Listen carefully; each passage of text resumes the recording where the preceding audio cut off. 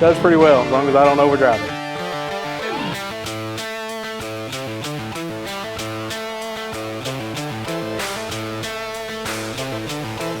My name is Matt Kenner here at the 10th anniversary LS Fest. It is a 68 C10, step side obviously.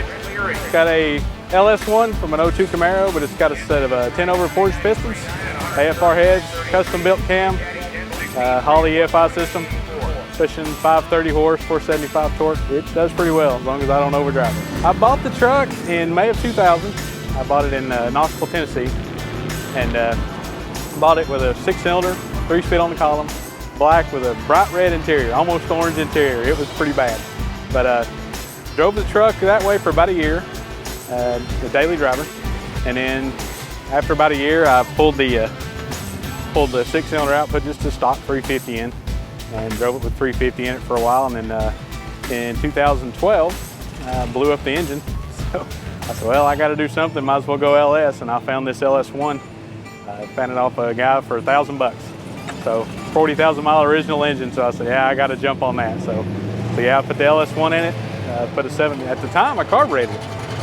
Just kind of tried to go clean and simple with it. Put a carburetor in it, 700 R4 transmission, and just drove it for a while, then started autocross, and I said, this is where it's at. So I'm from East Tennessee, and we have a lot of nice curvy back roads, so spirited curving driving, you know, that's where it's at. So kind of used to it, kind of my thing, you know, the straight line stuff. I did it for a while, and it was pretty fun, but once I hit my first autocross, I was like, that's where it's at. You know, this is what I want to do. This is the stuff. So yeah, that's where I've geared. That's where I went with it. So.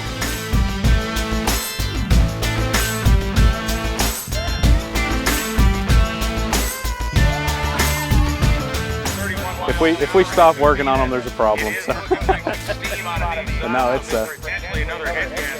yeah, finally got it to where it's pretty dependable, pretty easy to drive.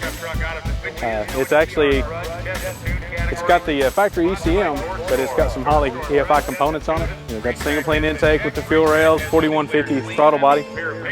I'll probably look into changing to the Holley ECM, probably the Dominator. I carbureted it before, and I love the way it looked carbureted, so if I'm going to go EFI, I might as well keep the same look and keep the old school look, just update it. So definitely better throttle response, seems to hold the RPMs out a little bit better. So.